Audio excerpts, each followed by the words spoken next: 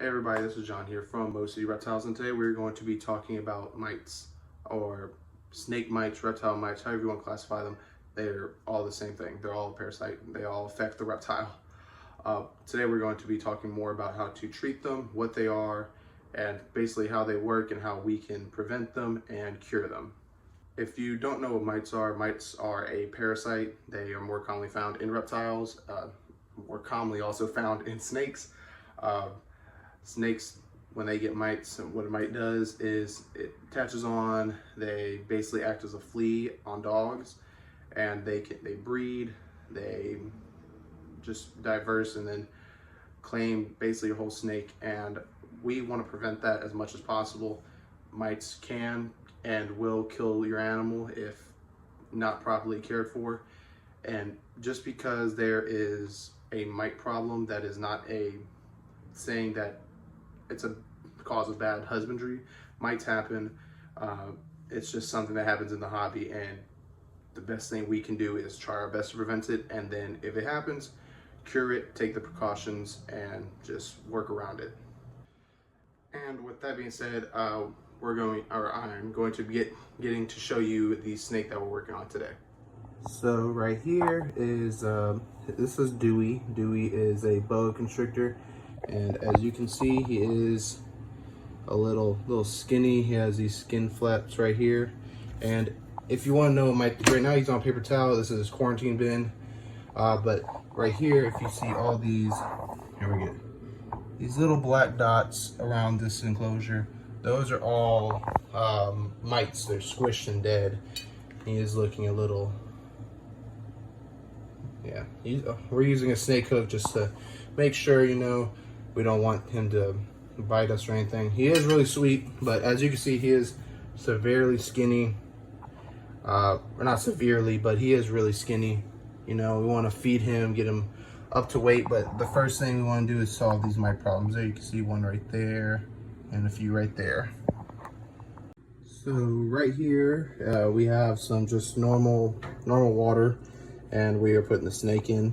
And what we're gonna do is allow him to soak. What this does is gives him time to hydrate when we close it. Oh, he's getting out. Wait, let me.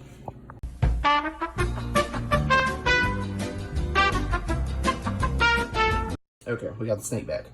What this does is it gives him time to hydrate, and also it does drown the mites. That's what we want. We want the mites to kind of wash off and kind of drown them. Yeah, you can see, look how skinny he is. He is skinny. But this does give him time to drown the mites, and what we'll do is we'll do 30 minutes of just regular water, and then in the next 30 minutes we'll do the water with Dawn dish soap, and that allows for when the mites start falling off, they'll just kind of sink to the bottom, and it'll be more of a cleaning. And while Dewey is soaking, Dewey, while he is soaking in the water, what we're going to do is we're going to get his quarantine tub, and we're going to clean it, wash it all out, put paper towel down, and then treat the whole entire tub as well. You'll see that once I get it cleaned out. And after washing and sanitizing your tub, what we do for the quarantine process, or while they at least have the mites and they're trying to heal and whatnot, we use paper towel. I know I'm missing a gap right here, but I ran out of paper towels. I'd have to go get some tomorrow, but don't hang on that.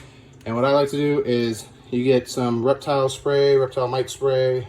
We use a couple different brands. For this case, I'm gonna use this one just because this is what we have on hand right now. And for the enclosure, what I like to do, I just do kind of 3 to 4 sprays. I spray across, and then I'll do one more time. And what that does is it gives us that base layer of just the reptile mite spray in case any mites are in here.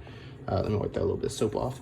And when the snake goes back in, if it has any mites on its stomach falling off, this does give it an area for that, what is it called?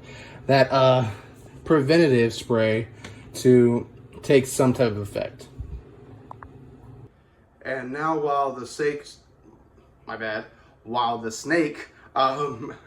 soaks in its bin, I'm going to give it that extra 30 minutes. Now it is in the water with Dawn dish soap. I just transferred him over. I'm going to give him 30 more minutes, and then we will come back and reestablish him inside of his temporary enclosure or quarantine tub. So here he is out of the soaking. He is, like, you can see all the water, but yeah, you can see he kind of cleared up a little bit. Oh, don't go that way, Mr. Dewey. He kind of cleared up a little bit. I'm not getting so many on my hands, but yeah, we're going to try to feed him hopefully now and see just how he does. Guys, that was basically the process. We tried feeding him, or I did.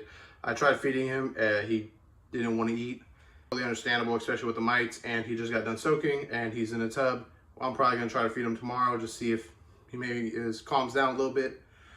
It could be from stress that he didn't want to eat, or he could just still not be feeling 100% well, which that's okay. I don't know what the past owner did. I don't know if I mentioned it.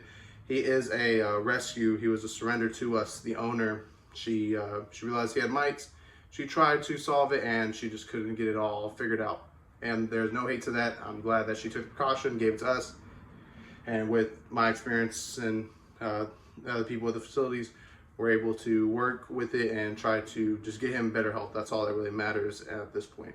But then also, I didn't show, but after his soak, I wiped him down with a cloth and paper towel, and then I sprayed some of the mite spray on him. Not too much. I didn't spray on his face. I just sprayed it on his body and kind of rubbed it in on my hand.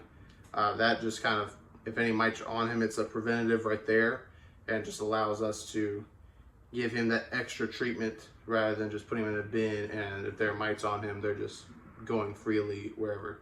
We want to make sure we treat it, make sure we prevent it, and then just overall try to watch it out. Because if, let's say you have a snake right here and it has mites, more than likely your whole rack has mites, or your whole reptile room has mites. Because even if a snake gets it, they can transmit the mites to bearded dragons, crested geckos, tegus, monitors, all other types of snakes.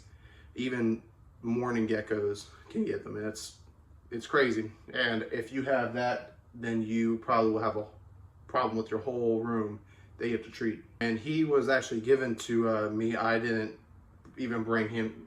I didn't bring him near here at all. Nowhere near here. He, I kept him upstairs. I was making sure that he didn't come near the animals at all. I don't want, like I said, if one of these snakes get it and I don't notice it, then it can go real bad from here. Speaking as one of our newest members right there, our corn snake. Oh, sorry. Here, let's try to. There we go. Yeah, I don't know why she just likes that spot a lot. But again, thank you for watching, and I'll catch you next time.